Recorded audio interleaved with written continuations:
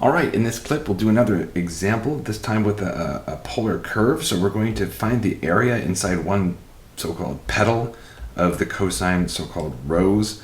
R equals cosine of 2 theta.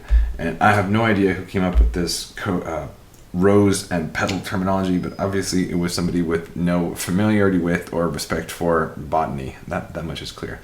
So let's look at the wrong way to approach this problem. A bad thing to do would be to solve for this curve right here as a function of x using this formula and then try and find the area below the curve that way. That would be very difficult, and I don't want to do that. It would be bad. So instead, what we're going to do is we're going to imagine integrating r from 0 at the origin out to that outer curve in different directions. And so as theta is changing, r is going out by a different amount depending on that theta. So this is an example of where the radius changes as we go around. And that's exactly what this expression is saying. R changes as a function of theta, right? That's how we got that curve in the first place. So we're going to integrate r from a lower bound of 0 at the origin to an upper bound of cosine theta. All right, and then now we need to figure out where these radii begin and end. So the first one is going to be down here at this 45-degree angle.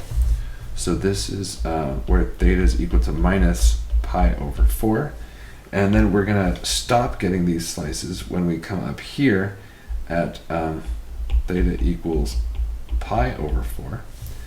And if you wanted, you could just do the upper half of this region. So, you know, swiping out these ones right here, that'd be fine as well. I'm going to set up the whole thing because, hey, why not? So let's go ahead and do this. So let's see. So we're going to go, so r is going to go from 0 up to cosine of theta. And then theta is going to go from minus pi over 4 to pi over 4. Since we're looking for area, we're going to be integrating the function 1, right? So it's actually the same as if we were looking for the volume. Let me see if I can draw this here of there we go, not too bad.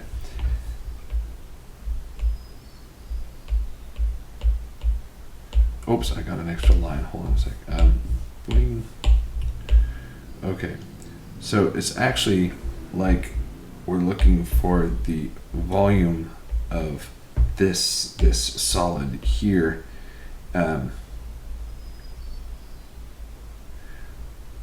But the volume of this one is going to be the area of the domain because we're using the constant integrand equal to 1, just like we talked about earlier.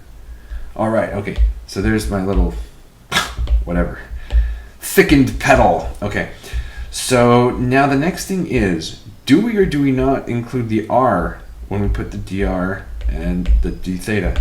And the answer is, you always need the Jacobian. And you might say, wait, but I don't see that over in this picture. How do I know I need a Jacobian there? And probably the easiest way to answer that is to think about what would happen if it weren't there.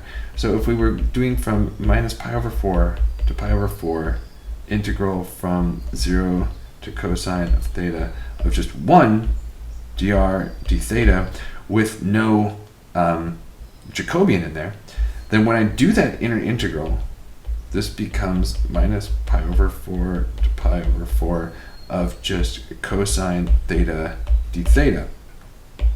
And this region looks like, let's see, so here's the r theta plane.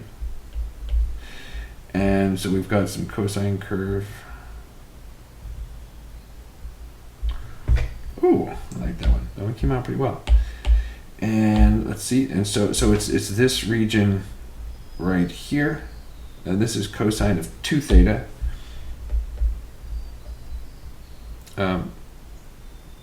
Oh, I mislabeled my axes. Sorry. So this is r theta, and this is r equals cosine theta. And so this is pi over, oh, and then I got it wrong again because it's not cosine of theta, it's cosine of 2 theta. Gee, jumping, oh wow. And that error is everywhere.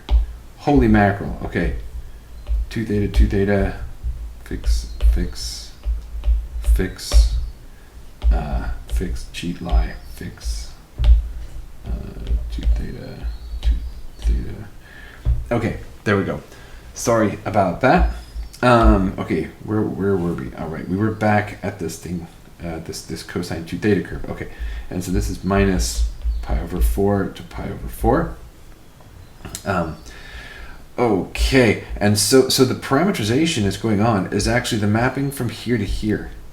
So we're taking this orange region here, and if you were to like look at this in slow motion, it would be like we're tightening things up across the bottom right here.